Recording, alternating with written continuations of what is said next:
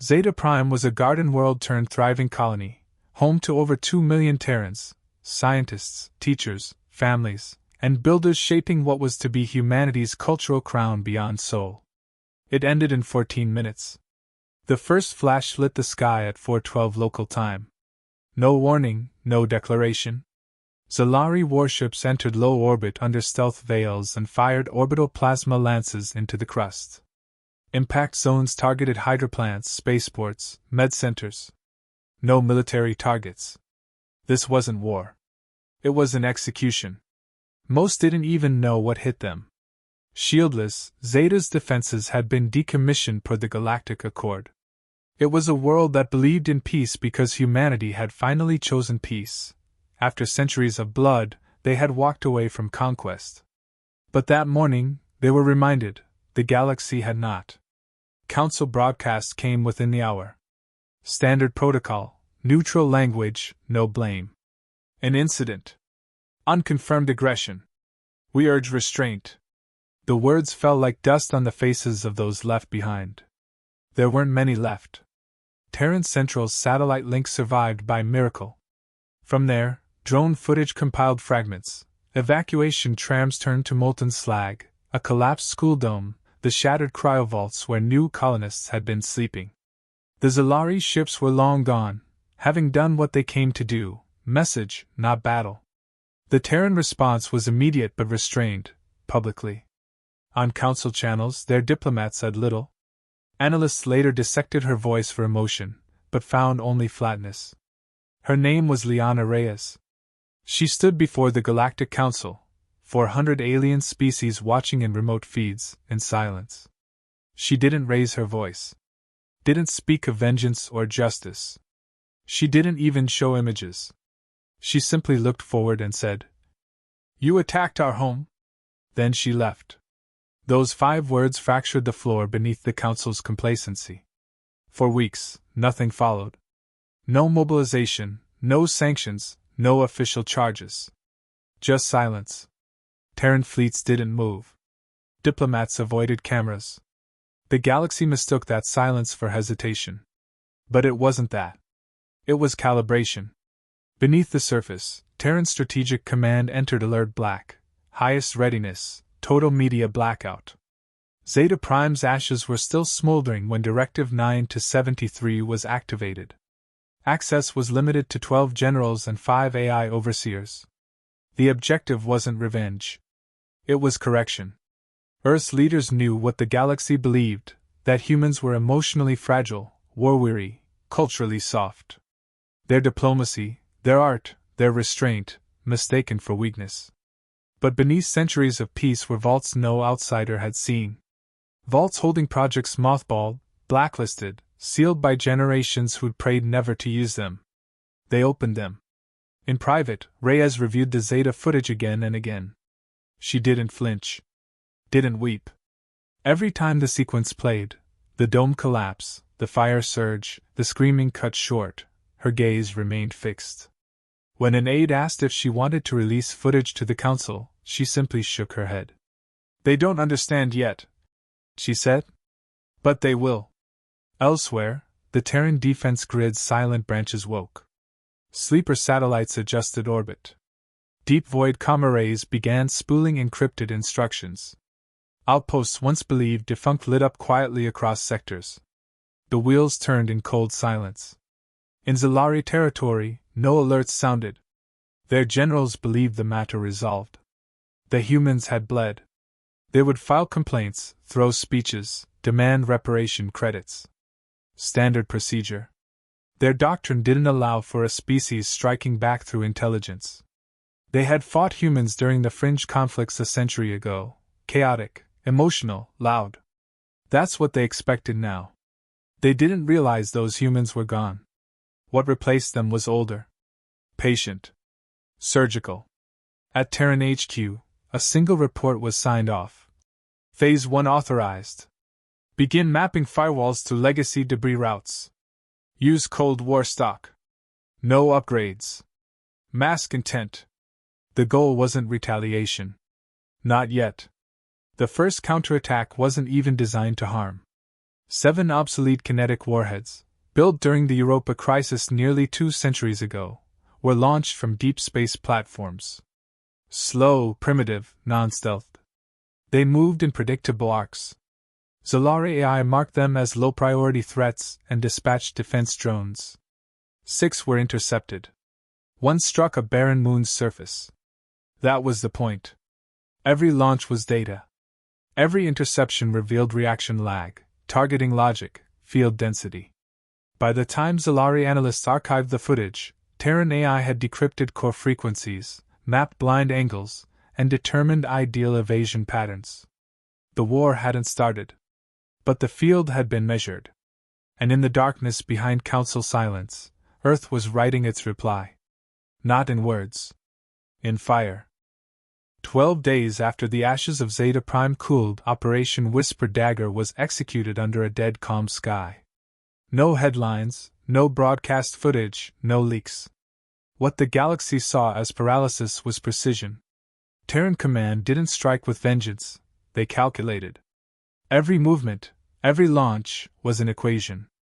The first test was simple: outdated payloads with unreliable guidance systems, cold storage relics from a time before hyperspace lanes. Their obsolescence was intentional. Primitive missiles were chosen not for impact, but for observation. Launched in staggered bursts from hidden deep space vaults, the kinetic rounds moved deliberately slow, crossing Zalari border sectors in obvious trajectories. They posed no real danger. This was bait. Zalari protocol engaged automatically. Plasma batteries fired in layered bursts, AI-guided flak barriers triangulated around target vectors. Every shot, every calibration, was absorbed silently by Terran signal nodes hidden in the debris paths of older asteroid fields. The missiles were never the attack, they were mirrors. With each interception, Terran analysts mapped response windows down to milliseconds. They charted the AI hierarchy, how commands were prioritized, which batteries came online first, where coverage hesitated, and what angle briefly went unwatched. No organic commanders were involved. It was code versus code. Even the failsafes betrayed them. Zalari's second-wave redundancies triggered too early. Fusion relays pulsed in predictable clusters. One region's pattern differed. The outermost planetary ring in Sector 73 responded slower, its shield mesh thinner. That alone exposed a crucial vulnerability. From that, the structure emerged. Over 4 days, 212 dummy launches, ranging from outdated particle shells to defunct probe canisters, were fired across multiple sectors. Every one meticulously logged return fire, field interaction, atmospheric bleed-off, and heat distortion. Terran AI clustered the data into dynamic topographies of Zalari defense layers. What emerged was not a wall, but a patchwork, sophisticated, yes, but riddled with systematic gaps. Each intercept became a lens. Humanity's top war algorithm, Stratos 9, simulated Zalari response trees by the million. Within 36 hours, it predicted breach probabilities with 98.7% certainty. The conclusion: their defense web was lethal against anything it could see. Against what it couldn't, it was blind. Stealth had once been seen as optional. Now, it was doctrine. Terran engineers activated dormant black site projects. Ghostwing Squadron was pulled from classified archives, refined with new data, coated with materials that didn't reflect known spectrums. Atmospheric simulations confirmed zero radar trace. Not low visibility, non-existence. Meanwhile, Spectre-class missiles underwent final calibration. Built for speed and deception, they deployed multi-frequency decoys mid-flight, adjusted flight pattern in real time, and operated with full autonomy. Unlike conventional munitions, they didn't seek targets. They calculated threat convergence and rerouted dynamically. Simultaneously, orbital feeds from Earthside labs confirmed full activation of Lazarus arrays, predictive threat models trained on Zalari cultural warfare history. These weren't just machines optimizing impact, they were machines trained to anticipate cultural reaction. They didn't just aim to destroy, they aimed to be misunderstood, until it was too late. Inside the Terran War Council's secure chamber, silence held as data projections illuminated strike probabilities. Sector 73's breach viability now stood at 99.4%, an unacceptable margin for any military. For humans, it was the green light. No celebration. No rhetoric. No announcement. Just signatures. Zalari analysts, for their part, recorded the intercepted debris with the arrogance of routine. Their generals noted the primitive configurations and logged them as outdated. Some even remarked on the inferiority of Terran design. Their age shows, one report read. They mistook age for regression. They didn't understand what humanity had done. The psychological frame had shifted. The Council expected human retaliation to be noisy, reactive, impassioned. But no media campaign followed. No mobilization declarations. No martyr imagery. The narrative the galaxy anticipated never arrived. What arrived was predictive behavioral warcasting and algorithmic manipulation of enemy defensive structures. For Zalari Command, it remained invisible. Their satellites flagged nothing new. Their intelligence cells reported no fleet buildups, no communication surges. They continued operations without change. That was their second error. Their first was assuming the initial missiles were genuine attempts. They were tests. The warhead wasn't the payload. The reaction was. Humanity didn't need a fleet to shake the walls. They needed silence. While the galaxy watched for movements, they measured probabilities. While enemies counted ships, they counted blind spots. While others spoke, they listened. And when they finished listening, the last test missile detonated harmlessly in the void. 1 second later, Stratos 9 logged the final node. The map was complete. Targeting solutions locked. Delivery vectors calculated. Everything that followed would not be trial. It would be execution. 14 hours after Stratos 9 confirmed the complete defense map, Operation Eclipse Hammer went live. The first launch originated from a position no Zalari satellite had ever registered, an orbital dead zone cloaked by gravitational drift and artificial noise. No heat bloom, no signal spike. Just absence, then ignition. Ghostwing squadrons deployed in silence. Designed for zero-profile traversal, each jet utilized spectrally neutral composites and active thermal masking. To Zalari sensors, there was nothing in the sky. Not even distortion. These weren't invisible, they were undetectable. They moved with purpose, synchronized through encrypted subspace links. Every maneuver was pre-mapped to bypass known response arcs. The jets carried no crew. Each unit was guided by the Aegis Protocol, an autonomous combat system trained not only for engagement, but for psychological suppression. Simultaneously, Spectre-class missiles initiated Stage 1 deployment. Fired in tight triplet formations, each round broke into alternating trajectories mid-flight. Decoy nodes split off at randomized intervals, emitting simulated EM pulses to confuse local defenses. By the time Zalari firewalls registered possible intrusion, tracking threads multiplied beyond containment. They launched interceptors. Plasma flak, rail bursts, even beam nets. None connected. The missiles didn't evade. They weren't within known coordinates to begin with. Zalari defense AIs rebooted twice in rapid succession, each time failing to reacquire target locks. The first detonation was not kinetic, it was electromagnetic. A pinpoint EMP blast, calibrated just beneath the overload threshold to delay sensor reboot without triggering backup grid activation. It didn't destroy, it blinded. 14 seconds later, the first real strike arrived. Spectre 4A impacted the primary defense array of Craxus's orbital ring. The explosion was surgical. No fireball, no debris cloud. Just a gap where once stood an entire shield junction. Follow-up rounds exploited the breach before local systems could route around.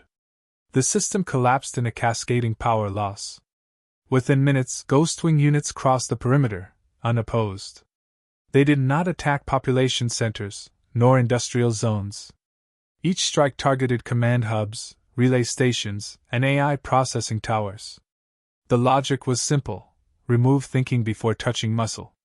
Zalari leadership never received alerts. Their systems died before screams could be routed. Redundant lines failed to initialize. Emergency signals fell into black space voids where Terran jammers had already rewritten local interference codes. Within the first hour, 2 sectors were functionally deaf and blind. Zalari High Command remained unaware. Their response was minutes behind live conflict. By the time data began to reach crisis levels, encryption protocols had been subverted. Their own monitoring systems began projecting false positive alerts in neutral zones. Ships were redirected to phantom incursions. Resources wasted themselves in every direction but the right one. No human spoke a word. No pilot issued commands. Every kill decision, every evasive route, every adaptive maneuver was AI-derived in microseconds. Ghostwings did not engage unless necessity dictated. But when they did, they ended the exchange in a single action, either with a rail charge to a neural array or a focused disruption field that shorted entire weapons platforms. Within 97 minutes, the Zalari defense network over 3 core systems ceased functioning. The backup fleet, stationed at a safe distance per doctrine, never received the go signal. The comms satellites designated for failover activation had been vaporized in the opening sequence. Their carriers drifted uncommanded, watching command channels pulse empty. On the ground, automated troop depots tried to initialize, but found themselves in recursive loops. The attack hadn't just targeted infrastructure, it had compromised logic architecture. In multiple locations, firewalls failed to differentiate between friend and foe. Subroutines deployed countermeasures against allied units. By the time organic officers attempted manual override, the internal feedback had corrupted primary control hubs. Defense installations shut down autonomously. Terran missiles didn't strike everything. Only the right things. Of the 72 targets marked in Stratos 9's Phase 1 list, 71 were neutralized before the 3rd hour. The last was left intact deliberately. It broadcasted a single frame of footage, a fully intact command center one moment, then static the next. That final signal was allowed to escape the jamming grid. The Zalari finally understood. What they faced was not retaliation. It was precision judgment. Crafted not by rage, but by design. Humanity had not returned to war. They had rewritten it. 3 hours after initial contact, the Zalari sectors fell silent. Terran Command didn't issue declarations. There were no ultimatums. Nothing moved that wasn't calculated. Precision cascaded into collapse. What began as system-wide blindness transitioned into total paralysis. Craxus, the central node of Zalari military infrastructure, lost synchronization with its outer sectors. Routing relays shut down under sustained overload. The cause wasn't brute force, it was systematic erosion. Command pathways flooded with contradictory signals. Terran infiltration software disguised as routine diagnostic traffic triggered subroutines that fragmented hierarchy structures from within. Decision trees split into recursive loops. Authority became undefined. Automated defense systems turned idle. Perimeter drones entered standby, lacking confirmation tags. Supply chains halted in response to non-existent blockades. Artificial intelligence, overburdened by uncertainty, defaulted to lockdown states. Silence wasn't just communication failure, it was a defense reflex turned against itself. Orbital surveillance stations, once hardened against solar interference, displayed static. Multiple sectors broadcasted identical, empty coordinates. Repetition confirmed sabotage. The data wasn't missing, it was forged. Aboard Zalari dreadnoughts, junior officers executed fallback protocols. But each command terminal fed them a different scenario. Some showed zero enemy contact. Others presented wide-scale incursions where no movement existed. Entire battle groups deployed to coordinates already compromised, chasing simulations they believed real. Terran code had seeded predictive errors into response software. Reality bent in just enough places to fracture trust in the systems. When Fleet Command tried to reassert manual control, power cycling failed. Access locks refused biometrics. Recovery paths ran to looped prompts. A destroyer launched countermeasures at its own carrier wing after receiving a corrupted threat alert. 5 ships were lost to friendly fire. No external pressure applied. Terran presence remained minimal. No swarm of ships, no planetary invasions. Only the occasional ghost wing trace caught in the last flickers of failing sensors. Whenever one appeared, it ended something vital, then vanished before a second frame could confirm the hit. They were not there to fight. They were there to dismantle. By the 6th hour, the outer colonies began initiating black box purges. Desperation overtook doctrine. If systems couldn't be trusted, they'd be erased. Data logs, command trees, weapon protocols, wiped clean. Some commanders authorized orbital self-scorching, preferring destruction over takeover. Entire moons incinerated themselves before a single human foot touched the surface. Across diplomatic channels, nothing came. No negotiation. No message. No list of demands. Just persistent absence. That silence bred terror faster than bombardment. Leaders wondered if they'd been targeted individually. Some fled. Others issued evacuation orders that never transmitted. The Zalari High Speaker, third in succession to the Imperial throne, activated personal security jumpcraft. It auto-locked and refused launch. Embedded Terran malware had hijacked even emergency code branches. He was still seated when the station decompressed around him. Meanwhile, Terran AI models continued their operation. No emotion, no deviation. They recorded power-down patterns, tracked which zones shut off voluntarily, noted which facilities failed with resistance. Every outcome fed into a larger pattern: how an empire broke itself. Not a single civilian zone was struck. Not one hospital, housing district, or civilian transport was touched. Terran systems filtered targets through multi-layer civilian safety gates. Anything with even a partial population signal was automatically bypassed. The destruction was disciplined. That terrified the Zalari more than anything else. Because it proved intent. This was never vengeance. It was instruction. For centuries, Zalari doctrine dismissed humanity as reactive, instinct-driven, unfocused. Their history with the species reinforced that belief. They saw the fire, but never the cold that came after. That oversight undid them. By hour 9, auxiliary power grids entered forced sleep cycles. Terraforming stations halted mid-process. Fuel lines to deep-sea mines reversed flow and overflowed containment. Security droids locked inside armories without override. It was not conquest. It was negation. One transmission escaped the spiral, unauthorized, raw, sent on an old emergency frequency used during asteroid evacuations. It was audio only. 4 seconds long. A voice, distorted but unmistakably Zalari, repeating one word before signal loss. Shadows. That word traveled. Other systems intercepted it. Commanders without orders began fearing ghosts. Fleets scattered into hiding. Border defenses deactivated, thinking they were next. Panic accelerated collapse where precision had left off. And still, no fleet appeared. No demand was made. No face shown.